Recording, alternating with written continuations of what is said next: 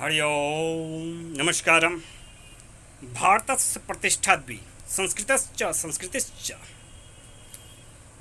बंधुओं, अगले कुछ एक मिनटों में ईसा पूर्व 500 से पूर्व की प्रागैतिहासिक विश्व इतिहास की ऐसी की तैसी होने वाली है।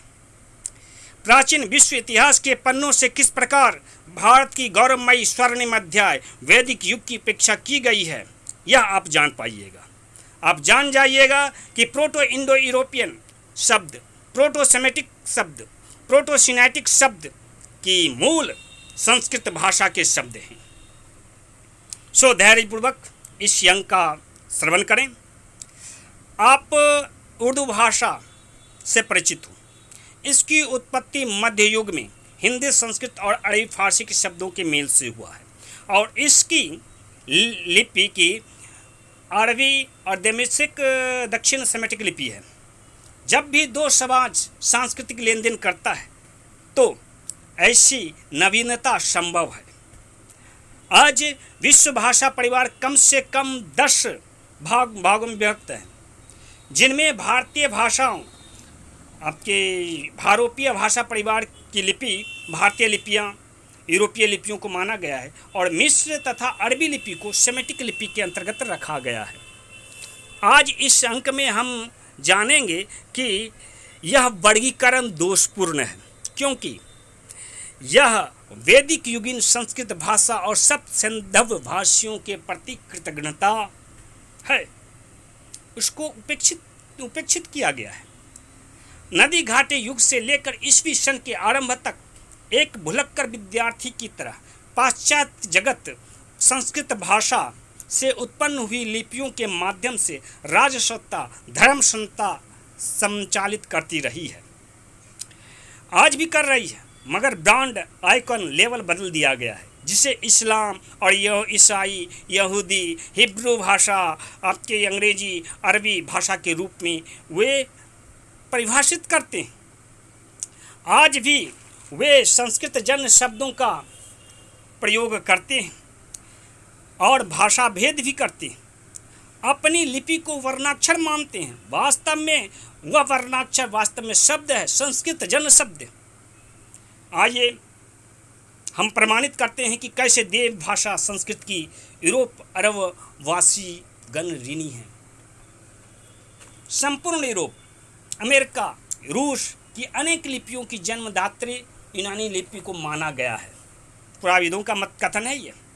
जैसे भारत की ब्राह्मण लिपि से भारत की समस्त प्रांतीय लिपियां जन्मी हैं, तिब्बत, श्रीलंका, आसियान देशों की लिपियों की भी जन्मी ब्राह्मी लिपि ही है, वैसे ही यूनानी लिपि से रूसी, स्लाव लिपि, गोथिक वर्णमाला, लाइशियन, फ्राइजियन, लीडियन, काननी लिपियों की उत्पत्ति हुई है और ये यूनानी लिपि सेमेटिक लिपि से उत्पन्न हुई है। अरबी लिपि अलिफ, बे, पे, ते, टे, सिन, सादे, मेम, हे और यूनानी लिपि alpha, beta, gamma, pi, theta, delta, tau, sigma, psi, nu, epsilon का मूल एक ही लिपि को माना जाता है और वह लिपि सिनेटिक लिपि है, जिसका खोज का श्रेय एलन गार्डिनर को दिया जाता है।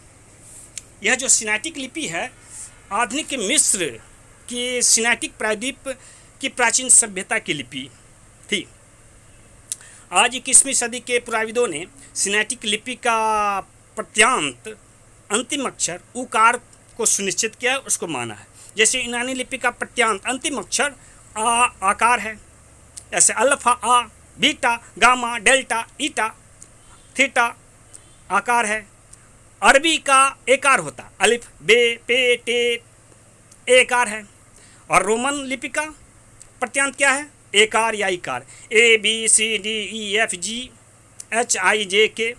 वैसे ही इन सभी की जन्मधात्री सिनेटिक लिपि का प्रत्यांत उकार को माना गया। अल्पू, बेतु, गमलू, दिग्गू, दिक्कू, बाबा, जायनु, हेतु इसको माना गया है।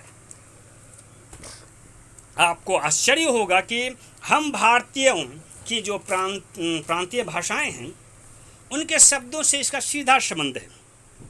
भारत की प्रांतीय भाषाओं की देशी बोलियों का मूल संस्कृत शब्द है, जिसका भ्रंश प्राकृत, पाली, हिंदी बघेली, अंगिका, भोजपुरी, अवधी, पंजाबी, गुजराती देसी बोलियां हैं।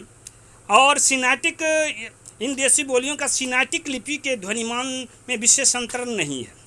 बस आपको करना क्या है, अल्पु वेतु जैसे जो शब्द के प्रत्यांत उकार हैं उनको हटा दीजिए और उसके साथ उकार की जगह अन या आन जोड़ दीजिए।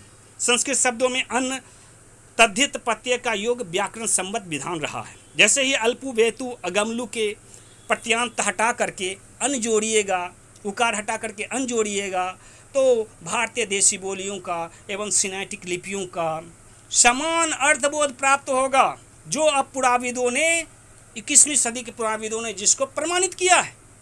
अल्फा बीटा गामा का रहस्य आपको मिल जाएगा। कहा जाता है भारतीय दर्शन में कि 25 तत्वों का ज्ञान होने के बाद मनुष्य को मोक्ष प्राप्त हो जाता है। स्वयं आदि शंकराचार्य ने कहा है, पंचविंशति तत्वज्ञो यत्र तत्र आश्रमे वसित जटिमुंडी शिखी वापी उच्यते न अत्र संशयः।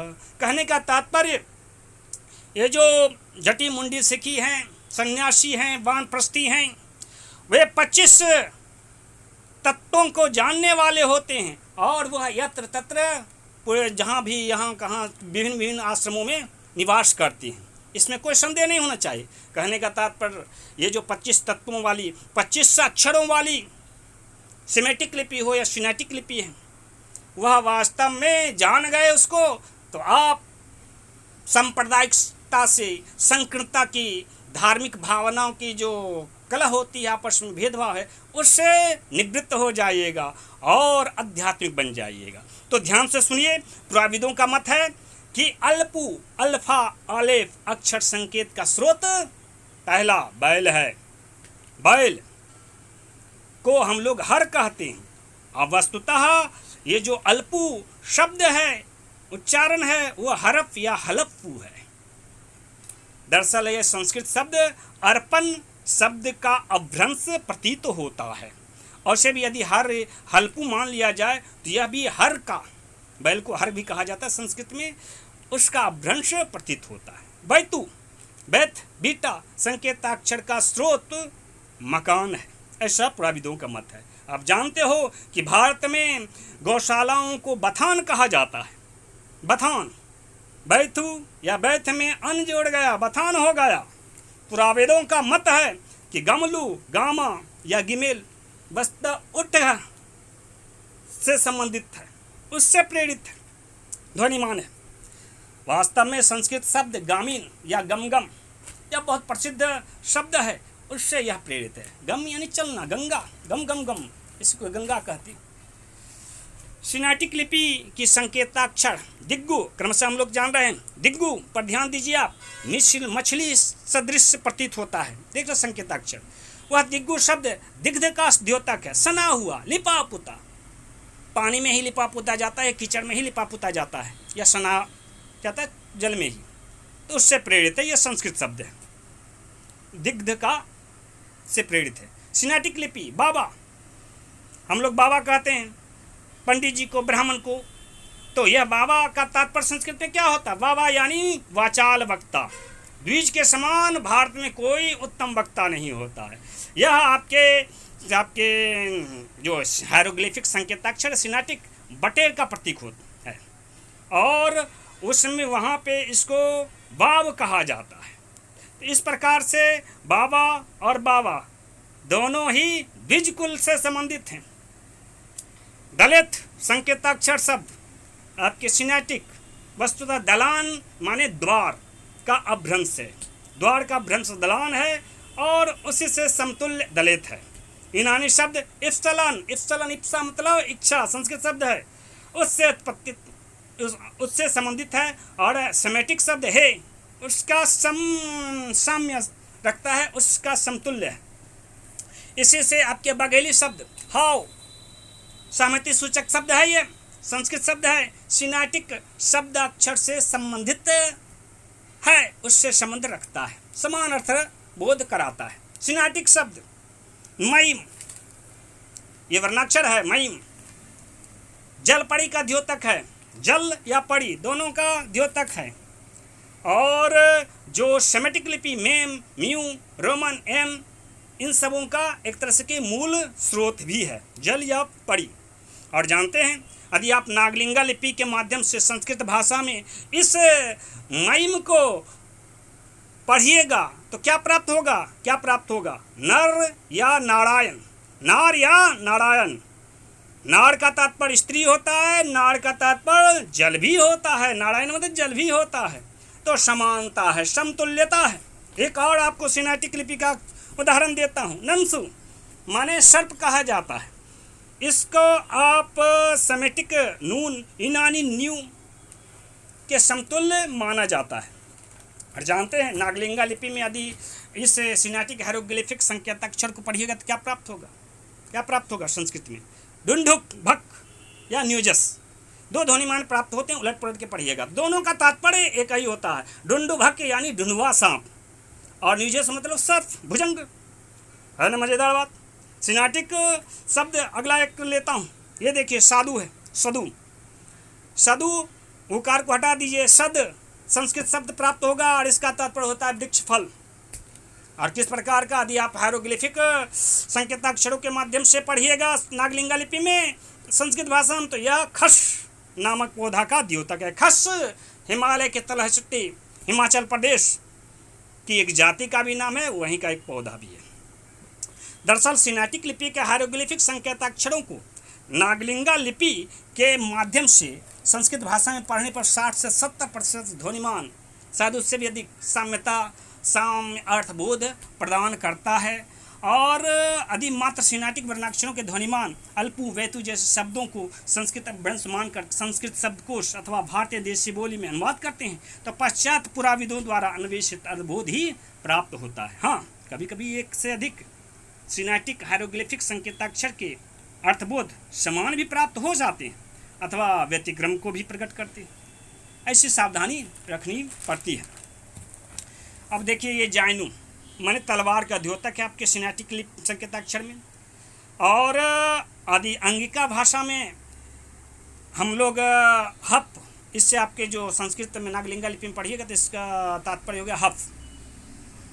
और हफ जो है देश बोली अंगिका में तीक्ष्णता के द्योतक होता है। और संस्कृत शब्द आपके जयन का तात्पर्य विजय या घोड़े के काठी होता है। बिहार की अंगिका बोली की एक शब्द है हेत, सिनेटिक हेतु का समान अर्थबोध रखता है।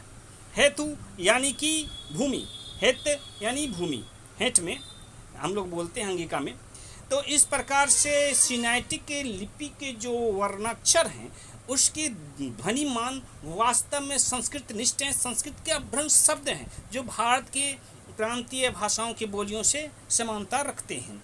अब 27 अक्षरों वाली आपके ये सिनेटिक लिपि पर यदि क्रमशः चर्चा करें तो वीडियो लंबी हो जाएगी। अतः संक्षेप में हम समझ सकते हैं कि ये 21वीं सदी के जो पुराविद थे, इतिहासकार थे, विश्व इतिहास को एक तरह से झूठ का पुलिंदा बना कर रखा है, क्योंकि इन्हीं शब्दों को वर्णाक्षर मान करके विश्व इतिहास की रचना की गई, जिसके कारण तुतनखामेन, नेफरेतेस, अखनाटन, हम्मुराबी, गिलगामेश जैसे नामकरण की प्राप्ति होती है, जो आपके विश्व प्रागैतिक विश्व इतिहास से वैदिक संस्कृति को विस्मृत करती है। यह अर्थ का अनर्थ करना हुआ। इसे नागलिंगा लिपि और संस्कृत भाषा के माध्यम से दोष रहित किया जा सकता है। अब हम लोग इन संक्षिप्त अध्ययनों के माध्यम से जान चुके हैं कि सिनेटिक या सेमेटिक लिपि के अक्षर वस्तुतः शब्द हैं और ये संस्कृत शब्द हैं। यह वर्णाक्षर तो कतई नहीं है। और दूसरी बात, यदि प्रोटो सेमेटिक शब्द, प्रोटो इंडो यूरोपियन शब्द, प्रोटो सेमेटिक शब्द के विषय में खोज किया जाए तो यह प्रमाणित होता है कि ये शब्द जो है संस्कृत भाषा के शब्द हैं, क्योंकि इनके जो अल्फ़ाबेट हैं तथाकथित, ये वास्तव में संस्कृत के ही शब्द तो हैं।